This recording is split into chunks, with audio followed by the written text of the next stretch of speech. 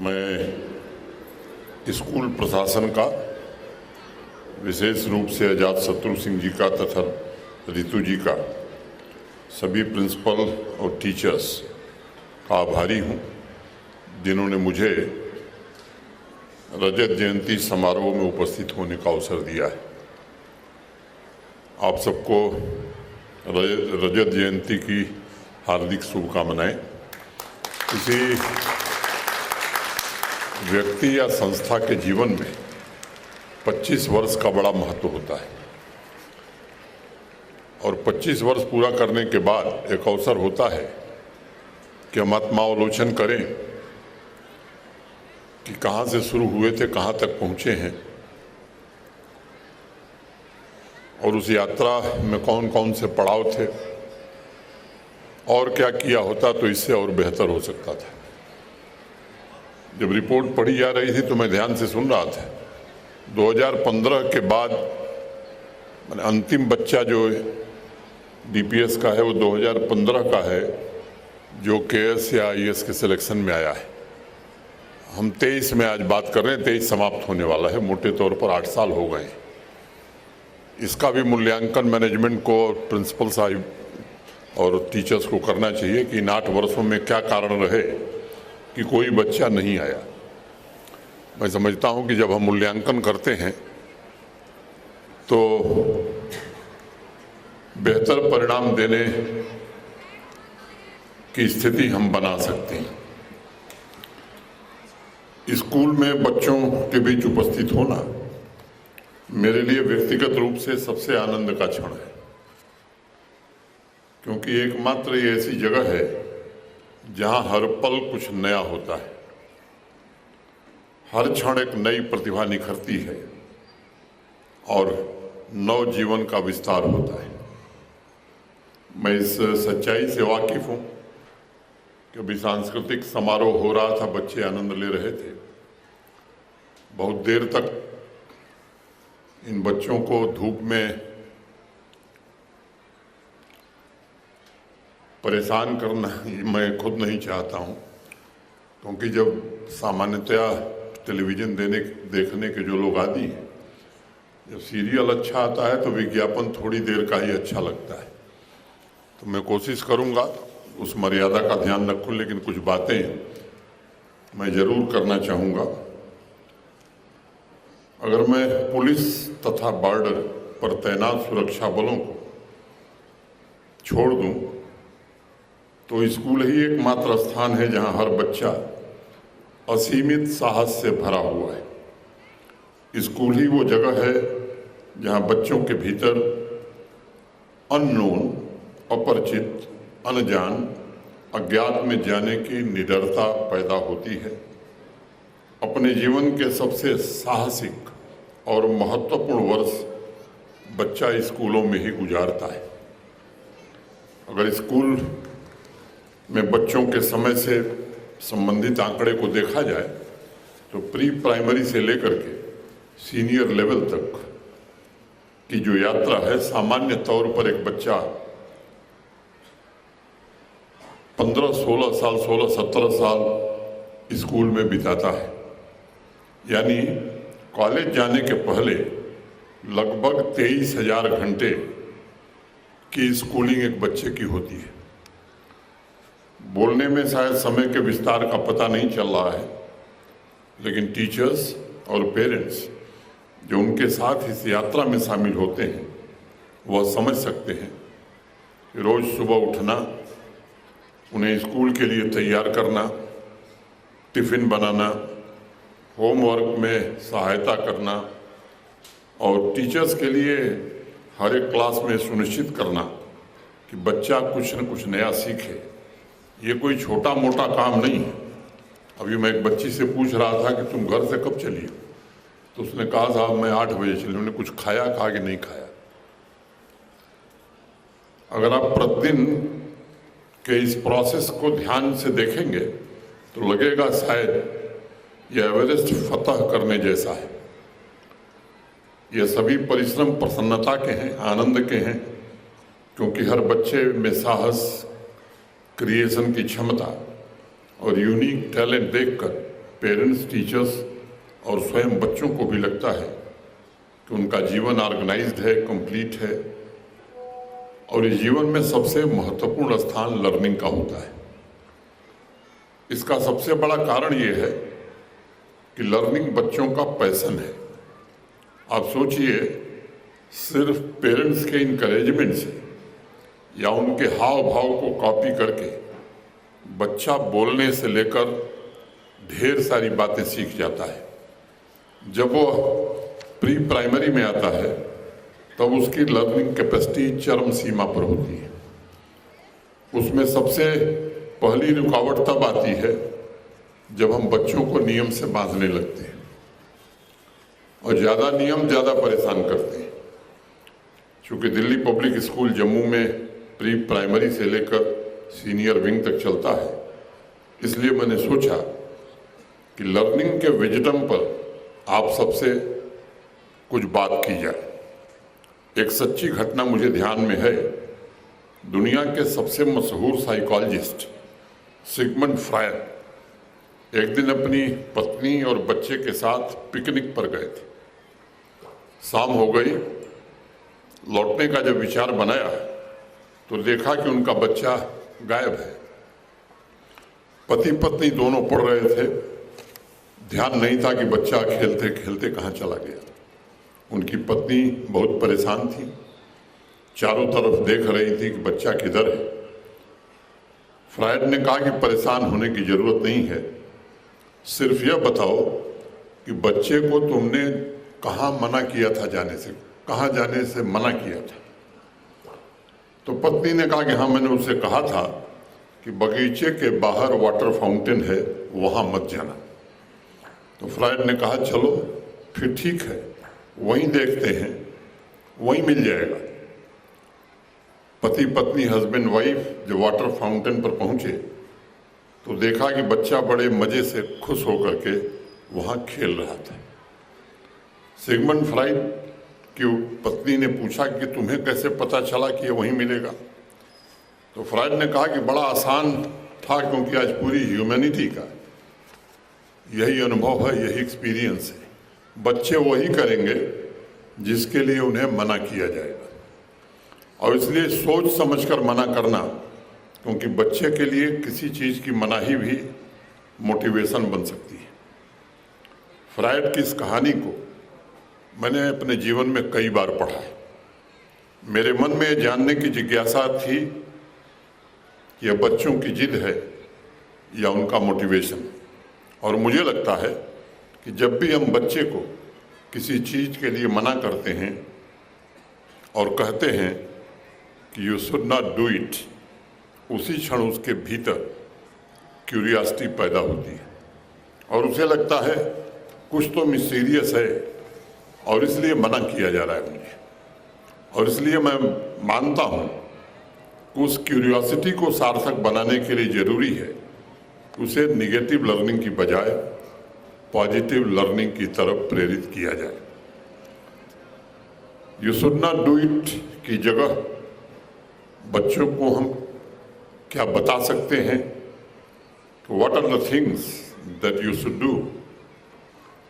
बच्चा जब बोलना शुरू करता है तो उसके चेहरे की तरफ ध्यान से देखिए, वह अत्यंत प्रफुल्लित होता है, क्योंकि उसे सीखने में बहुत आनंद आता है।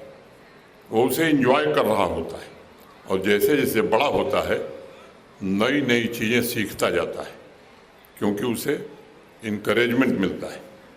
लेकिन वही बच्चा जब मिडिल स्कूल पास कर लेता है, नियमों में बच जाता है, you should not do it जैसे स्टेटमेंट की वजह से उसकी क्यूरियोसिटी धीरे धीरे समाप्त होने लगती है।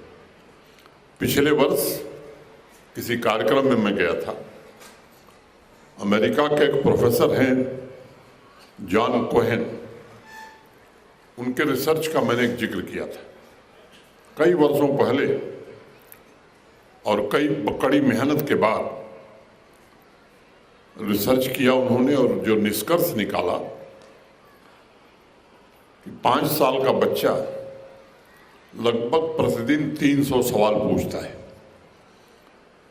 और 15 साल का बच्चा सिर्फ 3 सवाल पूछता है। उनकी टीम ने जो ये रिसर्च है, अध्ययन है, 33,000 स्टूडेंट्स का सर्वे करके ये निष्कर्ष निकाला था। मुझे लगता है कि आज सबसे बड़ी चुनौती ये है, पेरेंट्स के लिए भी, टीचर्स के लिए भी। इन 10 वर्षों में ये 297 सवाल कहाँ गायब हो जाते हैं। 5 साल का बच्चा 300 सवाल पूछता है, 15 साल का बच्चा 3 सवाल पूछता है। प्रोफेसर कोहेन के रिसर्च और सर्वे का निष्कर्ष साफ है कि जैसे जैसे बच्चा बड़ा होता गया, वह क्लासरूम के नियमों में, यह मत करो के आदेश में, होमवर्क में, सिलेबस में इतना उलझा दिया गया कि धीरे धीरे उसके भीतर से क्यूरियोसिटी समाप्त होती चली गई। और क्यूरियोसिटी समाप्त होने का मतलब बच्चे में लर्निंग का पैशन समाप्त होना। तो मेरा निवेदन होगा, आग्रह होगा कि इस प्रश्न पर गंभीरता से यहाँ के टीचर्स, प्रिंसिपल, पेरेंट्स जरूर विचार करें। पैशन अगर समाप्त होगा तो क्रिएटिविटी ओरिजिनल नहीं हो रह सकती है, टैलेंट नेचुरल नहीं रह सकता है। और इसलिए आज के बच्चे सौभाग्यशाली हैं। लंबे समय बाद इस देश को इंतजार था और माननीय प्रधानमंत्री जी के नेतृत्व में नेशनल एजुकेशन पॉलिसी एक उपहार के रूप में मिली है नई जनरेशन को। सबसे बड़ा काम एनईपी ने किया है कि बच्चों को नियमों के बंधन से छुटकारा दिला दिया है, ताकि उनके नेचुरल टैलेंट को पनपने का अवसर मिल सके। आज के आधुनिक समय के अनुसार बच्चे लाइफ लॉन्ग लर्निंग स्किल सीख सकें। मुझे एक और सच्ची घटना याद आती है। महाराष्ट्र के एक स्कूल में 12वीं क्लास के बच्चों के लिए नोटिस निकाला गया कि सप्ताह के हर फ्राइडे सुबह 7 बजे बॉटनी का प्रैक्टिकल होगा। बच्चे नींद भरी आंखों से आकर बागान में बैठ जाते थे। वहाँ एक बुजुर्ग टीचर थे। उन्होंने बॉटनी के टीचर को बुलाया, कहा कि इस प्रैक्टिकल क्लास में बच्चे मन से, दिल से नहीं आ रहे हैं, इसलिए एक काम करो, कल एक नोटिस निकाल दो कि प्रैक्टिकल कंपलसरी नहीं है। जो बच्चे आना चाहते हैं उनका स्वागत है, जो नहीं आना चाहते हैं कोई परेशानी की बात नहीं। न ही उन्हें एब्सेंट माना जाएगा, न ही उन्हें मार्क्स कम दिया जाएगा। और ये नोटिस दूसरे दिन निकल गई। अगले फ्राइडे को 60 बच्चों के क्लास में एक भी बच्चा बॉटनी के प्रैक्टिकल में अनुपस्थित नहीं था। बॉटनी के टीचर ने उस बुजुर्ग टीचर को कहा कि आपने तो मुझे फंसा दिया, बच्चों को फ्रीडम दे दी। तो उन्होंने कहा कि हाँ, फ्रीडम दे दिया, यह तो इनडिसिप्लिन की हद हो गई।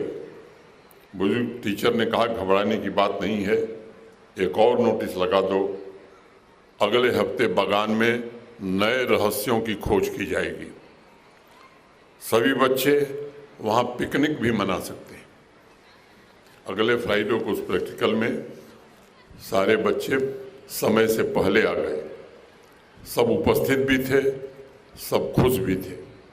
इसलिए मैं कहना चाहता हूँ कि अगर नेचुरल स्वरूप में देखा जाए तो हर बच्चा सीखना चाहता है, उसके भीतर सीखने की ललक है, पैशन है, लेकिन वो पैशन एक स्वतंत्र वातावरण खोजता है। जिस तरह पेरेंट्स की अपेक्षा होती है कि बच्चा पढ़ लिख कर नए स्किल्स का मास्टर बनकर अपने जीवन में सफलता की ऊंचाइयों को प्राप्त करे, वैसे ही बच्चे की भी अपेक्षा होती है कि उसकी क्रिएटिविटी को ग्रो करने का सही वातावरण मिले, उसे अपने इंटरेस्ट के मुताबिक सीखने का अवसर प्राप्त हो, उसके मन में जो सवाल हैं, जो संदेह हैं, उसका सही जवाब मिले, ताकि उसकी क्यूरियोसिटी की प्यास बुझ सके। सीनियर सेकेंडरी में जाते ही बच्चे भविष्य की तैयारी में लग जाते हैं, भविष्य का प्लान करते हैं। कुछ बच्चे नैनो टेक्नोलॉजी सीखना चाहते हैं, कुछ का इंटरेस्ट संगीत में होता है, कुछ बच्चों की साइंस, इंजीनियरिंग, मैथ में रुचि हो जाती है और अब तो कुछ स्टार्टअप्स की ओर भी बढ़ने लगे हैं।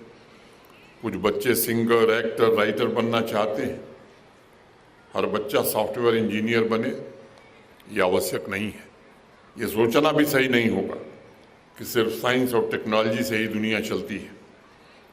बाकी जो प्रोफेशन है वो भी उतने ही महत्वपूर्ण है। स्कूल को उनके पैशन का सपोर्ट सिस्टम बनना होगा, तब हम हर एक बच्चे के सही पोटेंशियल का उपयोग कर पाएंगे और उनकी प्रतिभा का राष्ट्र निर्माण में योगदान भी दे पाएंगे। मुझे विश्वास है कुछ बच्चों ने, उनके टीचर्स ने स्टीवन स्पिलबर्ग की मूवी एडवेंचर ऑफ टिंटिन या टेलीविजन पर उनकी जुरासिक पार्क मूवी जरूर देखी होगी। जब स्पिलबर्ग सीनियर सेकेंडरी स्कूल में थे तब उनके स्कूल का टूर यूनिवर्सल स्टूडियो गया था। वो उस फिल्म शूटिंग से इतने प्रभावित हुए कि जब स्कूल वापस बस चली आई तो तब स्पिलबर्ग उसमें नहीं थे। वो चुपके से उतरकर एडिटिंग रूम में छिप गए थे। वहाँ उनकी मुलाकात एक मशहूर डायरेक्टर से हुई और वह टीनेजर स्पिलबर्ग के सीखने की ललक और साहस से इतने प्रभावित हुए कि इन्होंने स्कूल समाप्त होने के पश्चात स्पिलबर्ग को अपने पास इंटर्न के रूप में रख लिया। वहाँ से उनके नए जीवन की यात्रा शुरू हुई। स्पिलबर्ग की घटना मैंने इसलिए बताई क्योंकि निजी तौर पर मैं इस बात में यकीन करता हूँ कि हर एक बच्चा यूनिक टैलेंट से भरा हुआ है। उसे सीखने के लिए प्रेरित करने की आवश्यकता है। ये नंबरों की दौड़, मार्क्स की रेस के बजाय उसकी ऊर्जा को क्रिएटिविटी में, सृजन के कार्यों में लगाने, प्रोत्साहित करने की आवश्यकता है। मैं टीचर से विशेष रूप से अनुरोध करना चाहूँगा कि आज जिस तेजी से दुनिया बदल रही है उसकी कल्पना 20 वर्ष पहले नहीं की जा सकती थी। आज जो टीचर हैं अगर वो अपने स्टूडेंट डेज को याद करेंगे तो लगेगा कि आज बच्चों के टिप्स पर जितनी इन्फॉर्मेशन मौजूद है उतनी इन्फॉर्मेशन इकट्ठा करने के लिए उन्हें वर्षों लग जाते थे। इसलिए आज बच्चे की जो सबसे अंतिम आवश्यकता है वह इन्फॉर्मेशन का बोझ है। उसके पास टेक्नोलॉजी के एक्सेस की वजह से दुनिया भर की इन्फॉर्मेशन मौजूद है। इसलिए बच्चों को इन्फॉर्मेशन नहीं बल्कि क्रिटिकल थिंकिंग, कम्युनिकेशन, कोलैबोरेशन तथा क्रिएटिविटी जैसे लाइफ लॉन्ग लर्निंग स्किल सीखने के लिए मोटिवेट किए जाने की आवश्यकता है। आज 15 साल के स्टूडेंट्स जब 10 साल बाद रियल वर्ल्ड में कदम रखेंगे तो आर्टिफिशियल इंटेलिजेंस या बाकी इमर्जिंग टेक्नोलॉजीज़ के एक्सप्लोजन की वजह से दुनिया का स्वरूप ही कुछ और होगा। ऐसे में उन्हें सिर्फ नए आइडियाज़ या नए इन्वेंशन पर ही फोकस नहीं करना होगा बल्कि अपने आप को भी री इन्वेंट करना होगा। और इसकी क्षमता वर्तमान में ही लाइफ लॉन्ग लर्निंग स्किल से बच्चों में जागृत की जा सकती है। दूसरी महत्वपूर्ण बात यह है कि नेशनल एजुकेशन पॉलिसी ने टेस्ट और कंपटीशन की दौड़ को समाप्त करने की अनुशंसा की है। पिछले 20 सालों में स्कूलों में सीरीज ऑफ टेस्ट शुरू हो गए थे। बच्चों के महत्वाकांक्षा पैदा करने की बजाय स्ट्रेस का, तनाव का सबसे बड़ा कारण यही बनता जा रहा था। अगर स्टूडेंट स्ट्रेसफुल हैं तो इसका मतलब है हमारा सिस्टम ठीक नहीं है। इसलिए इस बात पर बल देने की आवश्यकता है कि टेस्ट और मार्क्स की बजाय स्कूल के स्टैंडर्ड और बच्चों के एम्बिशन को बरकरार रखने के लिए कौन सा सिस्टम, क्या ग्रेड सिस्टम इसमें मदद कर सकता है?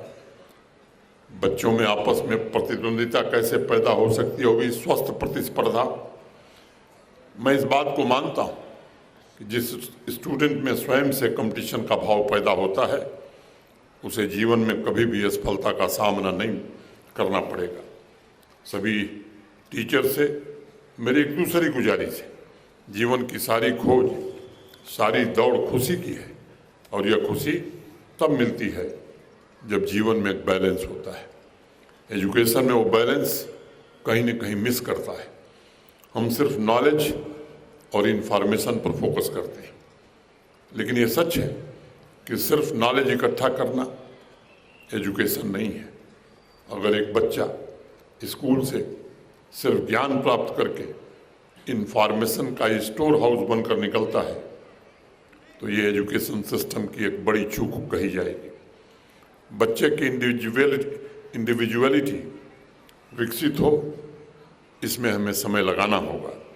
वह सिर्फ मैथ, केमिस्ट्री, फिजिक्स नहीं बल्कि जीवन की कला सीख कर बाहर निकले, आज ये समय की आवश्यकता है। हमारे देश में पहाड़ों की असीमित श्रृंखलाएं हैं। आज भी कोई विदेशी टूरिस्ट आता है तो वह ऊनाकोटी हिल्स को देखना चाहता है, क्योंकि वहाँ पूरी पहाड़ी को हमारे पूर्वजों ने अपनी कलाकारी से सुंदर मूर्तियों में परिवर्तित कर दिया था। वहाँ कुछ ऐसे पहाड़ भी हैं जो सिर्फ पत्थर हैं। मेरे कहने का तात्पर्य ये है कि स्टूडेंट्स को अगर कुशल टीचर्स मिल जाएं तो उनके जीवन में ऊनाकोटी हिल्स की तरह अप्रतिम सौंदर्य की तरह गढ़ा जा सकता है। इसलिए टीचर मेरी नज़र में एक बहुत ही महत्वपूर्ण कलाकार है जो पत्थर को प्रतिमा बनाने की क्षमता रखता है।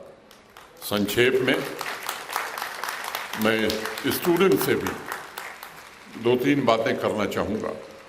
कुछ डेमोग्राफिक रिसर्चर्स ने अनुमान लगाया है कि जब से पृथ्वी पर मनुष्य का जन्म हुआ है तब से लेकर आज तक कितने लोग पैदा हुए होंगे। अनेक फैक्टर्स को ध्यान में रखते हुए उनका निष्कर्ष था 7 मिलियन BC से लेकर 2022 तक लगभग 117 बिलियन लोगों ने इस पृथ्वी पर जन्म लिया होगा। इस आंकड़े की सबसे बड़ी खूबसूरती ये है कि 117 बिलियन में से हर एक पर्सनैलिटी यूनिक रही होगी। हर एक को यूनिक जीवन मिला होगा। हर किसी को अपनी यूनिक क्रिएटिविटी, टैलेंट को दुनिया के सामने रखने का अवसर मिला होगा। आप में से हर एक बच्चे के पास यूनिक टैलेंट है। हर बच्चे के पास यूनिक अवसर है। वो इस जीवन को खूबसूरत और सफल बनावे, ये करने की आवश्यकता है। इसलिए पूरे साहस और विश्वास, कॉन्फिडेंस के साथ अपने पैशन को फॉलो करने की जरूरत है। मार्टिन लूथर किंग कहते थे, take the first step in faith. You don't have to see the whole staircase, just take the first step. और मैं चाहूँगा कि हर एक स्टूडेंट पूरे साहस और आत्मविश्वास से अपने जीवन का पहला कदम रखे, आगे बढ़े। कुछ दिन पहले मैं एक ऑस्ट्रेलियन राइटर ब्रोनी वेयर की किताब पढ़ रहा था। अपने राइटिंग कैरियर शुरू करने से पहले ब्रोनी ने कई वर्ष बुजुर्गों के हॉस्पिटल में काम किया था। उस दौरान उन्होंने सैकड़ों सीनियर सिटीजन्स का इंटरव्यू लिया और उनसे एक ही सवाल पूछा था, क्या आपको जीवन में किसी बात का रिग्रेट है? सभी ने लगभग एक जैसा उत्तर दिया और कहा कि I wish I had the courage to live a life true to myself, not the life others expected of me. इसलिए बच्चों, अपने सपनों, अपने संकल्पों के लिए जीने की आवश्यकता है। उसे छोड़ने की आवश्यकता नहीं है और तब तक प्रयास करना है जब तक वो साकार न हो जाए। आप सबने इमर्सन की वो पोएम पढ़ी होगी, what lies before us are tiny matters compare to what lies within us. पूरे विश्वास एवं साहस से जीवन में आगे बढ़िए, एक्सप्लोर करिए, डिस्कवर करिए। मैं एक बार पुनः दिल्ली पब्लिक स्कूल रजत जयंती समारोह की आप सबको दिल की गहराइयों से बधाई देता हूं